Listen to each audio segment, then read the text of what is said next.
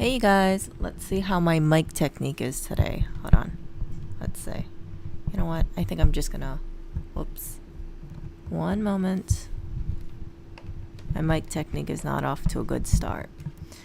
So, I wanted to talk about how basically you can't make everyone happy, and of course, that's all right.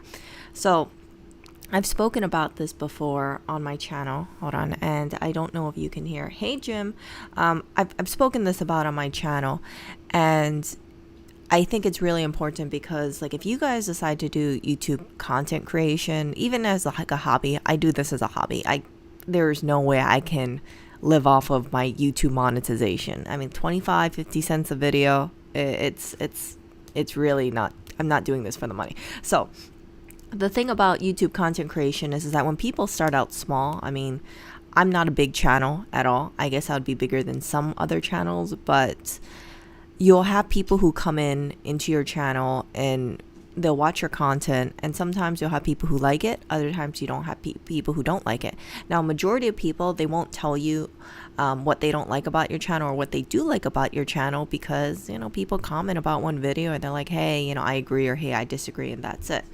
Now, when I made this video yesterday, it was called the BS parking situation. You guys can check it out if you guys want. Let me see if I have it in the description. I think I do.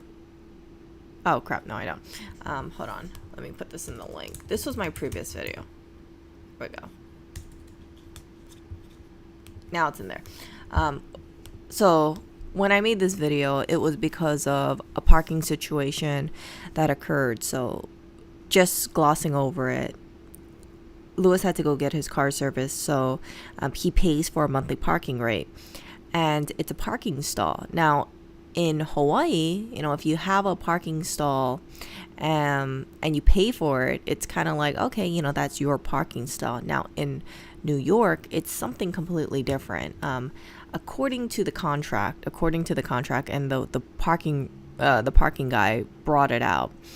He said that the parking stall that you pay for is not really yours. In fact, you're not even guaranteed a parking stall. Yeah, so you can rent a parking, you can go ahead and pay for parking, and the place that you park, it's not yours. Does that make sense? Like, it's not really your parking stall. They can give it to someone else even if you prepay for it, and it's really a cluster. So like in Hawaii, let's say there's a parking stall with 20 parking spots, right? They'll say, hey, okay, we're only going to allow 20 cars to park in here. This is the same that you see in a mall, right? You'll see these fixated places where they'll put these little brackets on the ground and they'll say, okay, car goes here, car goes here. If we have all the parking spots filled, that's it. Now, in New York, it's completely different. New York, you can have a place where they have 20 parking stalls and they can try to fit 35 in there. So the way they do this is that they'll have cars go in, and they'll have cars that are blocking other people's parking spots. So, when you park your car, you know how you need to get out? Imagine if while you're trying to get out, there's like four cars right in front of your car, so you physically cannot get out unless someone moves the car in front. You get what I'm saying? So that is not cool. So the thinking is that because Lewis's car was getting service, there's also, like, off on the side, there's parking, there's bikes. Now, you guys know, right, what is more expensive to rent, a bike or a car? It would be a car, right? So what this parking place was doing is that when Lewis wasn't parking his car there, even if he was gone for a few hours, they would actually park someone else's car in the spot that his car was parked in. So when he wants to park his car, he can't park the car because someone's in that place. So they know he was coming back and everything, but they want to make an extra $20 for the parking stall, so they'll just give away the stall, trying to park someone else's car there. You see? Remember, if you have 20 parking spots, these places will try to fit 35 in a 20 car parking spot just because they can make more money. So my thinking was, and his thinking too, and talking to the parking attendant was, okay, so you can have someone use the parking spot that he already prepaid for because it's a monthly. And what he's going to do instead is park it off where the bikes are, because there isn't too many people parking their bikes versus the parking spot, right? You figure, okay, well, everything should be good because they'll be getting more money from renting out the parking spot, giving the parking spot to someone else versus having his bike in that area. See, so not only are they making the money from him putting his, not having his car there, they're able to, right, because it's already prepaid, they're making money on top of it. So if someone drives in and they say, hey, I want to park my car over here for a day, they're pocketing the money that he paid for that, plus the additional $20 or whatnot for someone else to park there. See, so what peeved me off yesterday is that when we talked to the parking attendant guy, he says his boss is all like saying like, oh yeah, you can't do that.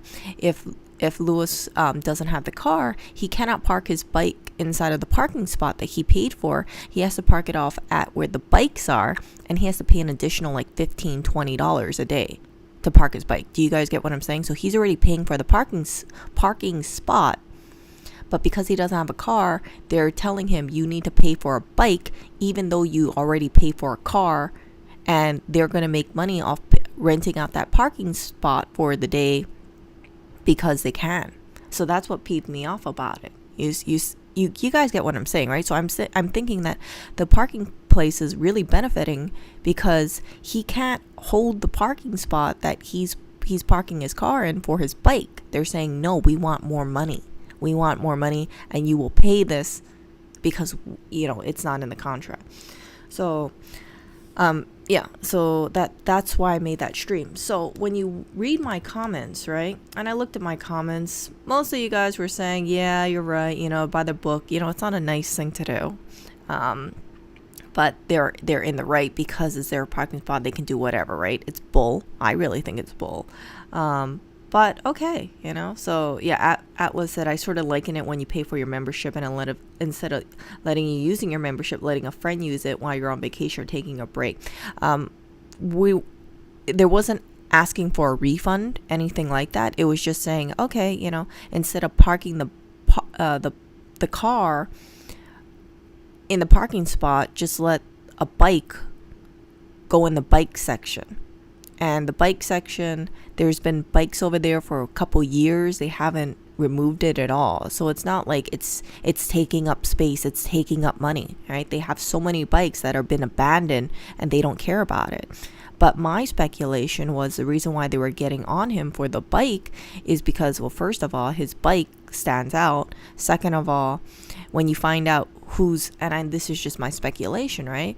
When you kind of look at it and you see a bike that looks like it's worth more than $200, sometimes people's minds start ticking, and then they think like, oh yeah, well, yeah, this person can probably pay for an additional $15, $20 a day.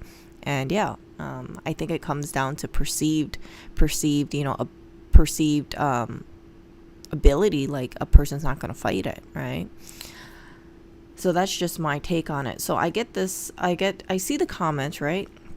And I hear what you guys are saying, right? I understand it. And then I get a comment from Steven. Tired of these endless first world problems on your site and Lewis's. And I'm thinking, okay, great. And then Lewis comments, and then Keith mentioned something. Yeah, create your own content. And then Johnny comments too, right? And then Steven says, right, just an observation, and obviously I will be unsubscribing after years of following excellent content with interest and learning a lot. I suspect that many will do likewise, and I hope content gets back to the old insights and inspiring technical and wise stuff I enjoyed for years. This is my comment, was not so much hostile as so much as a fair opinion. Good luck. Okay, so I'm going to take it based on value. So if you're telling me that you're tired of my endless first world problems on my page or Lewis's, I look at my own community posts. I look at my own posts. And I talked about how I stay slim. I talk about why hoarding occurs. I did a floor repotting. I talked about me working out, having a shitty workout day, wanting mints, talking about staying in the comfort zone, you won't grow, showed you guys about the free store, then my audio testing, thanked you guys for the microphone. Yeah, I'm not really seeing endless complaints about first world problems here. I did some more so before, but I think I'm commenting more now. So, right? So I wanted to bring focus about this comment, because if any of you guys are going to make YouTube videos, you guys will get comments like this. You will get things where it will be a compliment and then it will be kind of like an insult too, right? So the insult was, tired of this endless first world quote problems. And then the compliment is that, you had excellent contests with interest in learning a lot. And then you add that little jab, I suspect many will do likewise. Like everybody will follow Steven. And I hope the content gets back to the old insights and inspiring technical and wide stuff enjoyed for years. So I'm just like, I just kind of think like, what's the point of this? Like, if you don't like someone's content, I wouldn't go out of my way to write to a content creator and be like, yeah, you're doing this too much, because you have to not just look at one side of it. You have to look at like the whole totality. You can look at Lewis's videos. You can look at my videos. There is ranting videos, but it's not like a 24/7 rant. So this kind of comment, in my opinion, is kind of reflective about how life can be, right? You can go on life, think not too much about it, but someone can just like hold on to it and be like, this is like all you talk about, right? All you do is talk about endless, problems left and right. And it's really up to you to believe it or not. Do you hold that to be true or not? And like I said, I've known people who do YouTube, who try to go on YouTube, and they start getting these kind of comments and they just stop because it gets to them.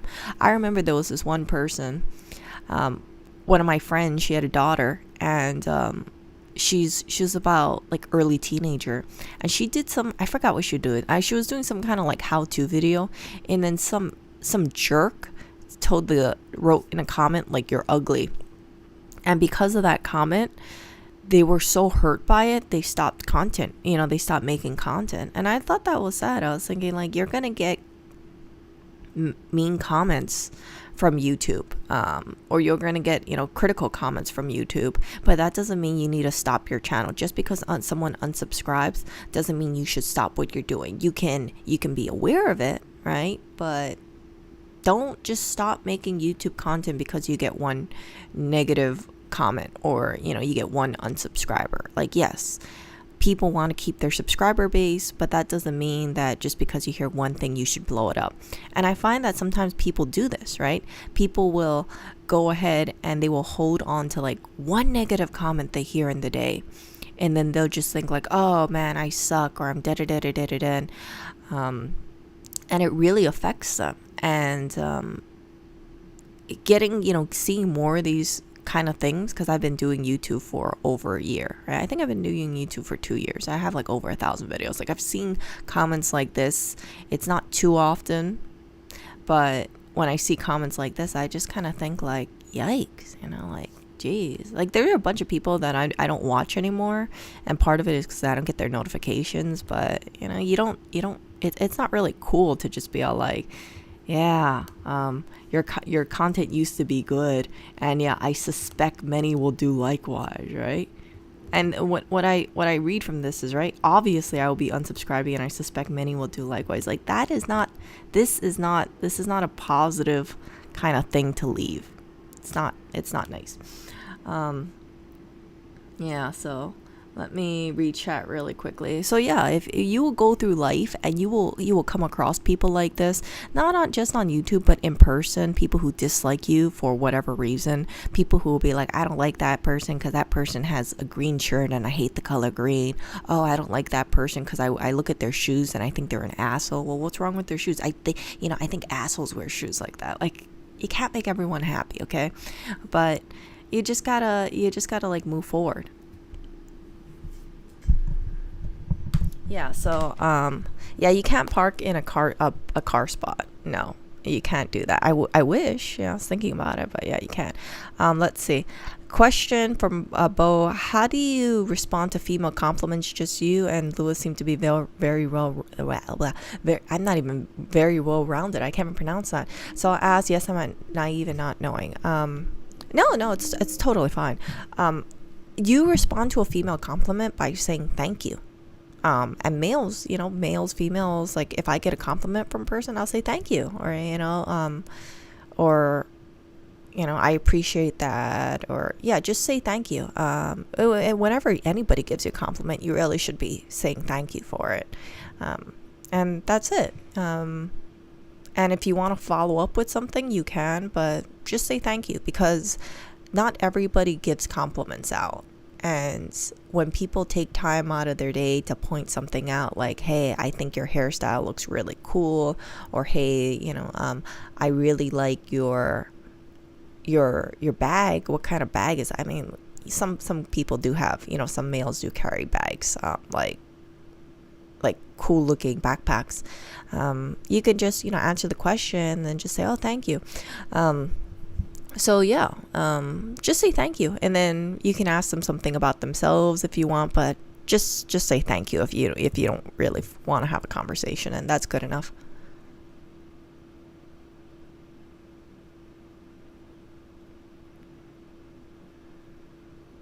No, you're not overthinking it at all. I know sometimes it can be uncomfortable for people to get compliments, and I notice that, and this is just my opinion, and I notice that sometimes like men kind of get weirded out when women compliment them.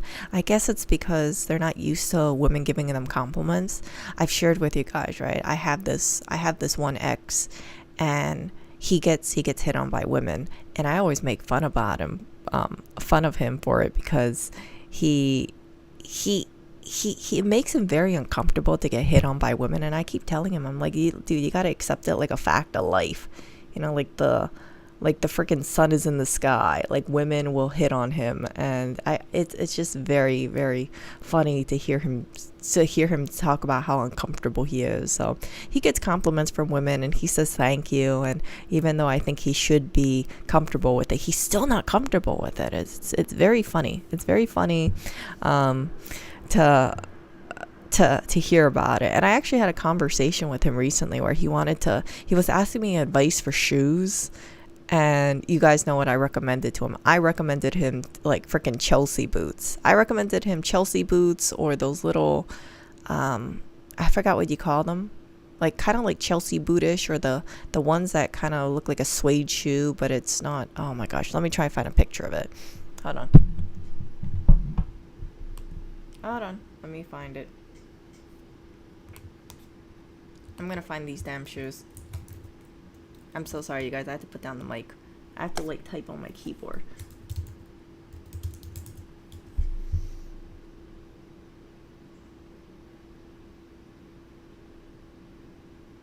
Come on.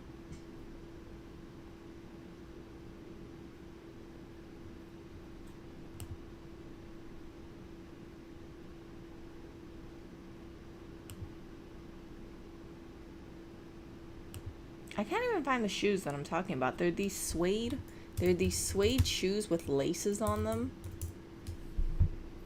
Oh, what kind of shoes are those? Okay, here we go.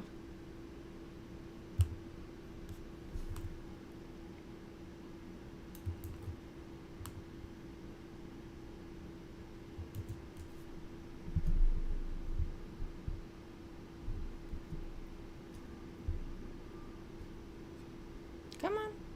Come on.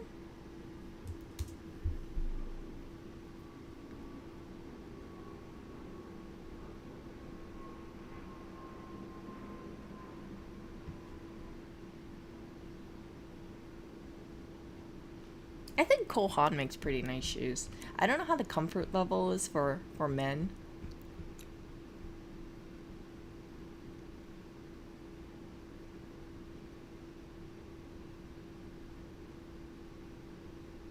See these shoes? Hold on, you guys can't see it. Sorry, you guys, it's taking a while to load. Hold on, let me move this up front. I know my mic technique is all over the place. So you see these suede. Oh gosh, dang it! Come on, come on. See, this is what happens when you have OBS running at the same time. It takes a while.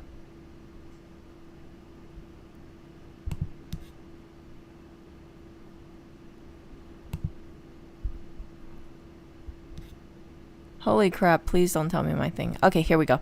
So you see the light one over here? This light suede? I think that's a pretty cool looking shoe.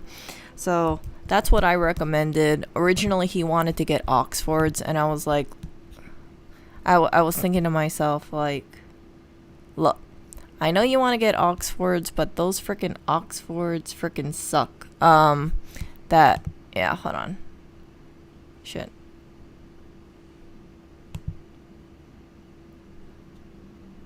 One moment.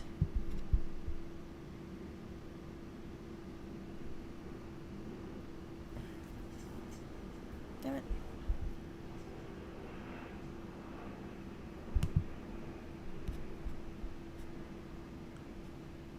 What the hell? One moment.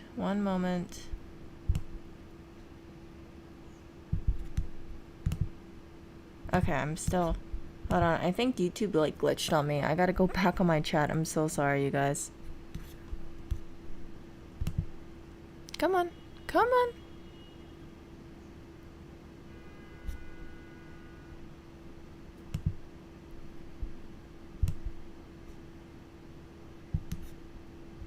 I'm always surprised how quickly my freaking YouTube channel can just like, or my computer can freeze on me.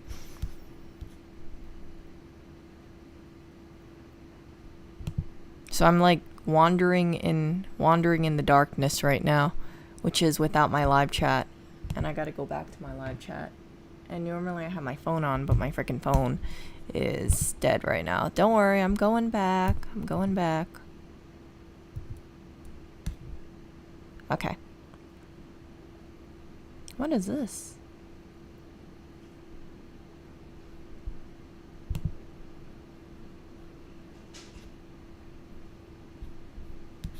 Come on. Okay, here we go. Yeah. You know, there's nothing wrong with Amazon Basics backpack. We have an Amazon Basics luggage bag over here. We haven't used it because we have so many luggage bags over here. But yeah, Competent Man said, just joined today. It's perfectly fine not to make everyone happy, as I am one of the happy people. It's all about me.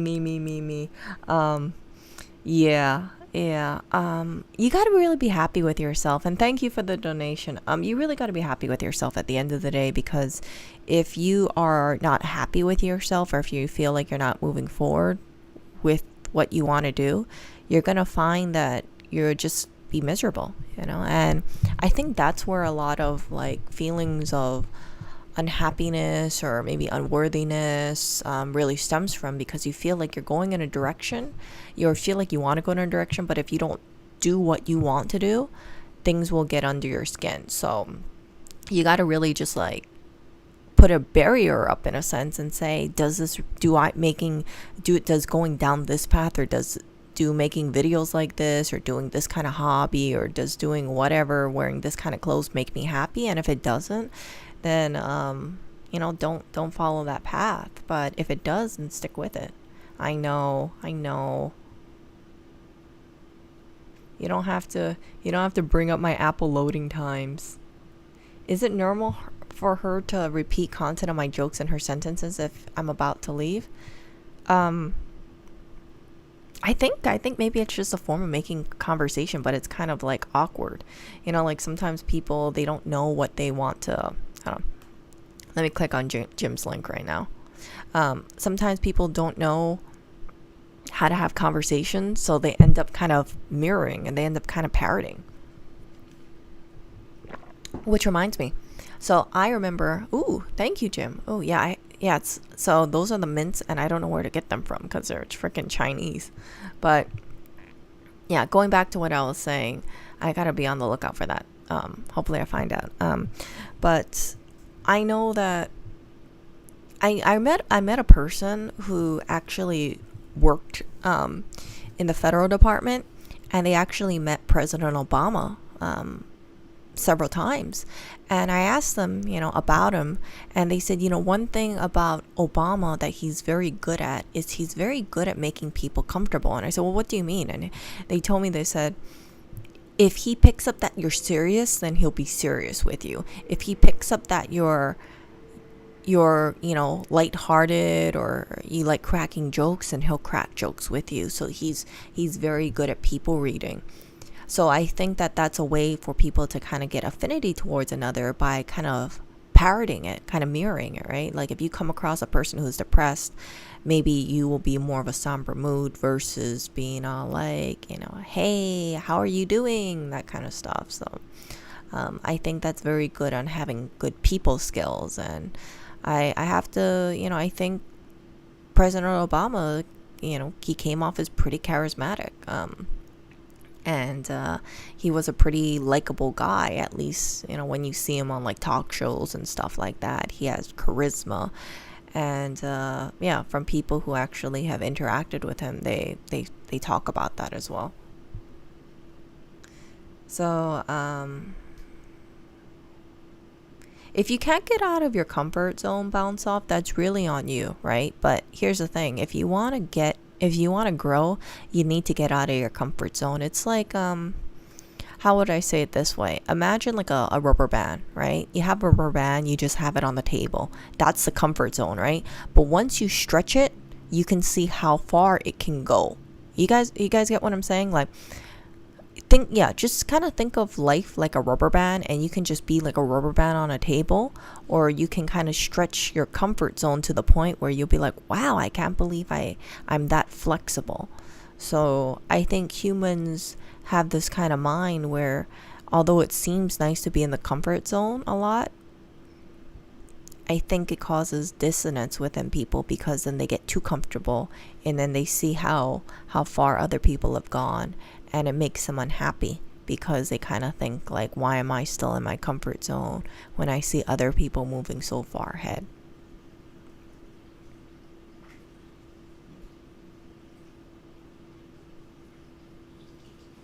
So yeah, if you're uncomfortable with something but you feel like you're moving ahead, just move forward, because that's the right way.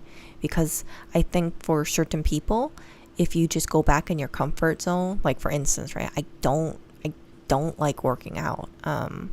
It makes me uncomfortable. I'm in pain still. And I'm not saying like pain, but I'm saying like an achy pain. I don't like it when I have to pick something up and I'm like, oh my goodness, my freaking quads are killing me, kind of thing.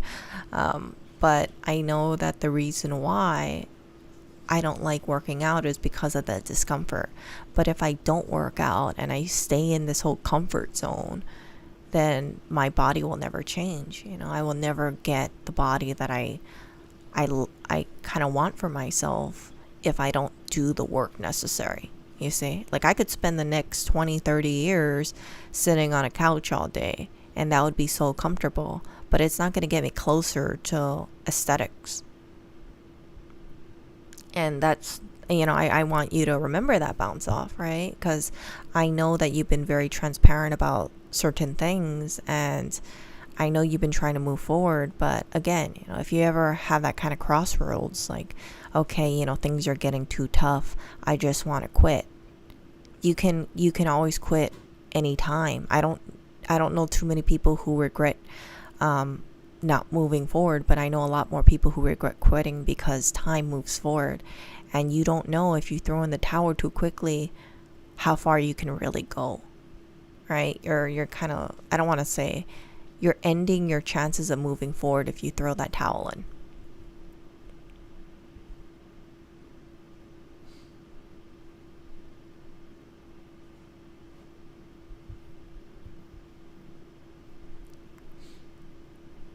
Well, if you're interested in her, Bo, then talk to her, right? Because I think you can run situations through your head, or you can you can read her actions. But if you kind of feel like she's interested in you, then talk to her more. Get her phone number, text her. Ask her if she wants to go grab lunch or something. Ask her if she wants to grab dinner. That kind of stuff, right? Because if you are interested in her and she's interested in you, then you gotta move forward. And it doesn't hurt. It doesn't hurt to just like get someone's number and then start texting them. Ooh. Okay, let me read Jim's link. China Global Mail. Oh no. Oh no. I'm looking at this and it's like, oh, here we go. Here we go. Hospitality wedding thing. Ah, crap. No, I don't want to register. Dang it. They want me to register to see the damn thing. I have a good feeling just making one is going to be so expensive. But thanks so much, Jim. Fume. I gotta find and see if this frickin' thing is in Chinatown.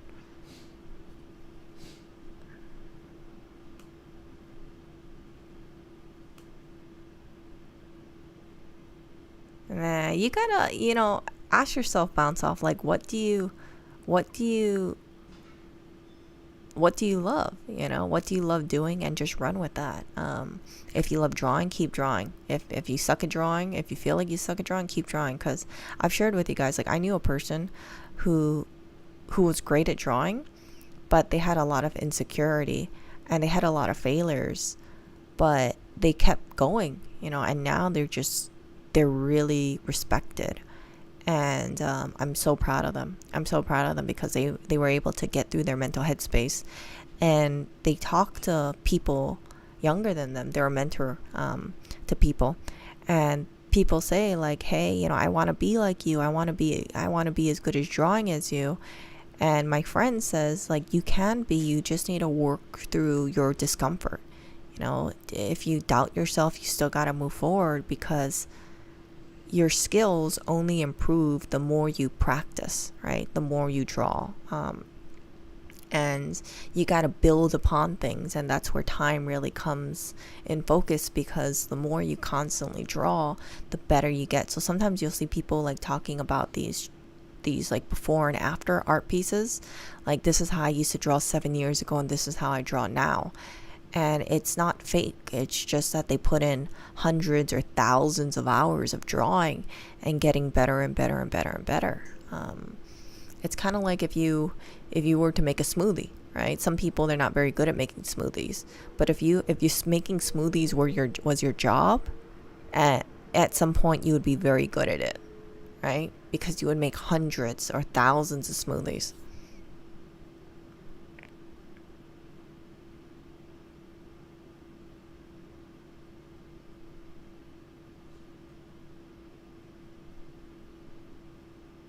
Yeah, same here, bounce off. Like, I need to eat. I need to eat food, because if I don't eat, if I feel like I haven't been eating, I notice like my brain just doesn't work as well.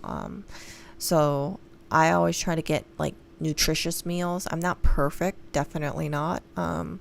But I try to get some nutritious food in me, and then I find that I feel more calmer. If I eat crap food too much, like if I go the whole day eating like fast food, I'll feel like crap, for sure. Oh, there you go. Jim says, "How do you get to Carnegie Hall? Practice." Yeah. Some people, it's like they skip that, right? They kind of think like, "Hey, I'm gonna get to Carnegie Hall, but I have to be gifted." Like, nobody comes out of the womb being able to play an instrument. Some people, I think, are more naturally talented than other people, but a lot of people, even if they have the natural talent, sometimes they give up, right? You hear about the people who are just really super smart and they give up. They don't find it to be challenging. So although they're really, really good at, let's say, playing the piano, they say like, yeah, I don't want to go up to the next level because I don't like doing it. So you'll have some people who are just really good at playing piano, never make it to Carnegie Hall, not because they don't have the skills, but because they don't have the desire to. Oh, okay. Yeah, I'll tell him about the PBX tutorial. I'll tell him that you're thankful for it. Thanks for letting him know, because sometimes, like, I think he talked about PBX things, or there's some things that he makes, and like sometimes he kind of wonders if it actually is helpful to anybody. But yeah, him hearing that kind of thing, and you know what, Bo, if you want, like, comment on his page, because maybe he'll read it. And yeah, it, oh, I'll tell him to read it. But yeah, comment on his page, because if you really want to like thank him he should have a comment on his page because yeah, sometimes I might forget, but I won't forget. I promise I won't forget. Yeah. Nah, you know what? You're not gonna be able to rip the insecurities out completely, bounce off, because they'll, like I said, even the person who I know draws really well, they still have insecurities. They still have doubts about themselves, even though they're on a really, really amazing level. And but what they do is that, as Jim said, you manage them, right? So my friend has that mentality. He's really a fighter. I really admire his mental fortitude, but he has this kind of thinking where he says, I have a goal. I want to get to that goal. I'm going to struggle. Struggle is part of that process.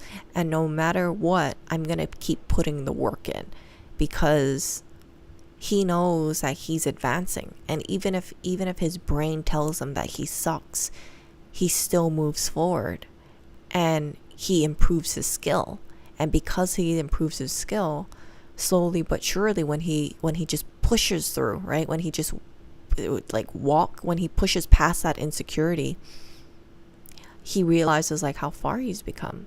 So he gets compliments from people about his work, but yeah, and he still has insecurities. So you're going to be better, bounce off, the more you do this. And you will walk down the same kind of path as my friend, where you become better, but you still have those insecurities. But what you have to do is you have to acknowledge those insecurities exist and ask yourself, do you want to push through these insecurities, or do you want to let them hold you back?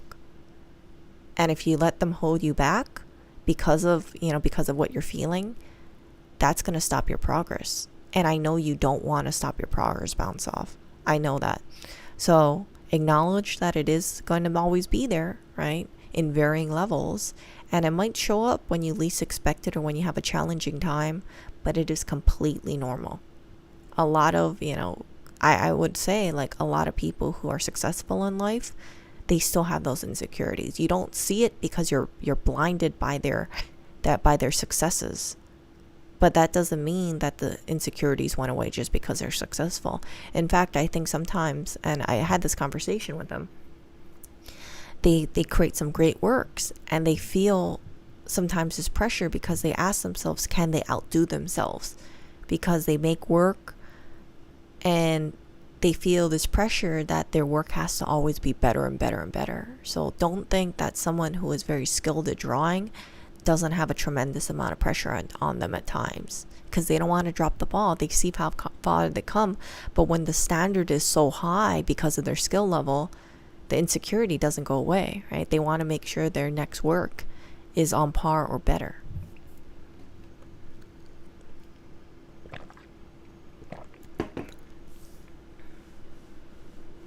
Yeah. So no, yeah. You don't have to draw in front of people. My friend doesn't draw in front of people. They do it in the comfort of their own home, but they show their pieces to people after they're done. And if you feel like you don't draw very well, if you feel like you draw two stick figures and that's it, you know what? Acknowledge your starting point. Acknowledge where you are, or compare how you used to draw before, and you'll see that there's progress, right? If it helps you, you can always just show your best work, put it on the wall, and say, this is how my work used to be 2 years ago. This is how my best work is now. And you'll be able to see yourself improving. And when you're able to see yourself improving, that could be motivation and fuel to move forward, right? So that's why I say these kind of things, and I really believe in you, bounce off. And again, the insecurity, it's not just you, it's other people too. I think basically everybody has insecurities, but it's just in different levels. Some people have so much insecurity and so much anxiety, but you'll never know, because they either don't talk about it, or you're so blinded by their success that you can't see the insecurities. Yeah. So that's all. But not just bounce off, everybody who's listening to this stream, I hope that you guys work through your insecurities. And that's why, I do these kind of streams, because while I'm chatting with you guys, I feel like I'm not just chatting to specifically one person. There might be something that I say that resonates within the rest of you, right? And then like Bounce Off is focused on drawing, but maybe some of you guys who are listening to this are insecure about cooking or running or whatever hobby you have. Maybe you guys want to learn how to be better at soldering, and you guys suck at soldering, right? You just got to put the work in, and even though it's tough, and even if you feel like you can't do it, I find that you'll get better. And there's just only so much work you can put in before you eventually get it. Kind of like people who use chopsticks, right? Lewis can't use chopsticks, and he tells me, he says he struggles with it. And I told him, I said, I can use chopsticks, but it took me a couple months to use chopsticks. Not one day. I didn't learn Oreo. I didn't use chopsticks in one day, but it took me a couple months. And then I eventually got it. And even then, some of my family members tell me I'm not using chopsticks, right? And I'm like, my chopstick technique looks perfectly fine to me. But yeah, like if you look at my hand, like obviously I can use chopsticks. To me, right, when I look at someone who's using chopsticks versus me, I think it's about the same. But it's like a small little adjustment. But you can't be a stickler for freaking chopsticks. Hold on, Oreo, come on, move. I just fed him like an hour ago, you guys. Actually, I fed him 2 hours ago. So don't think this cat hasn't been fed. This guy looks like a stuffed sausage. And Clinton is not asking me for food. It's really just Oreo. So all you guys hearing Oreo cry, don't give in to his meows, because I know when I last fed him and you guys hear him crying on stream, ask yourself, why is Clinton not meowing? Why is Blackberry not meowing? It's because they know they just got fed. Just Oreo he's like a black hole. He just wants so much cat food. So yeah, it's all about like, I think chopsticks, it comes down to having a knack for it, right? Like some kids like 2 years old can figure out how to use chopsticks. I didn't figure out how to use chopstick until I was 7. I was using a fork before then. But you tell a kid like, hey, use chopsticks, you start them off early on, they can use chopsticks, right? But just because someone can pick it up when they're 2 years old doesn't mean a 7-year-old can't pick it up, doesn't mean a 15-year-old can't pick it up, doesn't mean a person who's in their 40s or 50s or 60s can't pick it up. It's all about putting in that effort. There's a reason why billions and billions of people can use chopsticks. It's not because they're gifted. It's because they put that work in. And for me, again, it took me a couple months to use chopsticks. So yeah, I'm gonna get going, and I know I've been showing you guys this shoe for a while. Oh, I'm so sorry, you guys. But overall, yeah, so this shoe, I actually think it looks pretty cool. You see this suede shoe? I think it's a nice shoe. I like them so much better than the other kind of shoes. I don't know how you describe them, but you see these kind of suede looking light shoe with the white laces. I think that's a cool looking shoe. I don't like the super formal style of it. Yeah, let me find it. Yeah, so my ex wanted to get this shoe, and I was like, oh hell no. I was like, what are you gonna put in here? And he says, oh, I'm just gonna wear like regular jeans and a shirt. And I was like, that looks so weird. Like, how can you wear a shirt? Like, look, I was thinking to myself, like, this is not a casual looking shoe. Like, if you wear t-shirt and jeans, this is gonna look very strange together. But if you wear a shoe like the other one that I was describing, like the light colored one with like jeans and a t-shirt, that looks more relaxed. Of course it depends on the color of the jeans, it depends on the color of the shirt, but yeah, it was just something that yeah, it was just something that I wanted to just point out, because sometimes people have this thought. They say, oh, I'm gonna get the most expensive looking shoe, or the most yeah, I guess want to say professional, quote, professional looking shoe. But you really got to ask yourself, does the freaking shoe match the rest of your look? Because you can get a shoe that makes you look like you're from the 1960s, but if your clothes look like they came from, if they look like they came from, you know, the Nirvana area, it's gonna look weird. You know, flannel, t-shirt, jeans, and those freaking Oxfords that I showed you earlier, weird as hell. Even something like this, I wouldn't. This, you know, this shoe wouldn't match with like like flannel and t-shirt, but he doesn't wear flannel and t-shirt. But you guys get what my example is over here, right? Yeah, I don't like I don't like the black ones. The black ones look weird. Like you can't wear those with like casual jeans and think that looks okay, right? If you're wearing like a regular t-shirt with jeans and those black shoes with the little holes in them, oh, it's so weird. So weird. So weird. So, yeah. So, even though he likes those shoes and I say, you know, go for what you want, style is one of those things where it has to look right, because if it doesn't look right, it just looks super awkward. And I've done some really awkward styling before. Seriously. See this wingtip Oxfords? Oh, this looks good with business pants, like if you're wearing a suit. But if you're wearing this with like regular clothes, it just looks weird, you know? It looks really weird. Really weird. You gotta have like something that complements the whole thing from top to bottom. So I was telling him, I said, hey, you know, go to Kohan, ask the shoe person for some recommendation, because that's their job. And I don't mean that in a disparaging way, but if you're around shoes all the time, you have a better gauge about what shoes matches, right? So I said, just ask them for their suggestion, because they're gonna know shoes way more than me. And then get some pictures, send me them, and then yeah, I'll help you pick some shoes out. Because even though my ex and I broke up, it doesn't mean I want him looking like a hot mess, you know, especially around women. Because yeah, I don't want him to be like, yeah, I don't want him to be wearing these like weird shoes. It makes me cringe thinking about it. It makes me cringe. So yeah,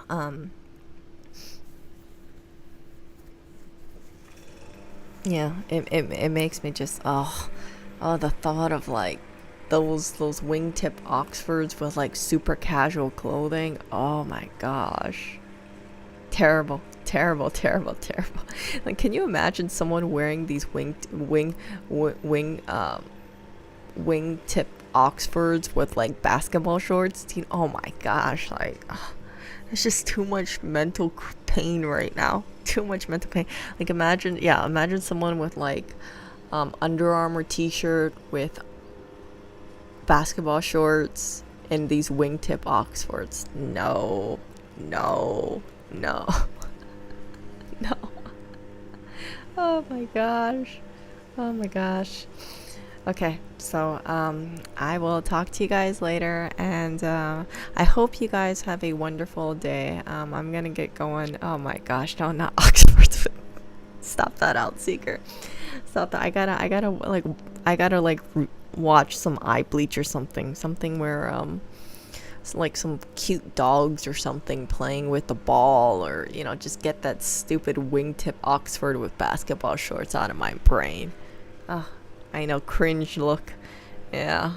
So see, you gotta make sure your shoes match with your clothes, because if they don't match together, no, I don't care how expensive your shoes are, it will just look painful. Not painful like you're in pain, but like aesthetically in pain.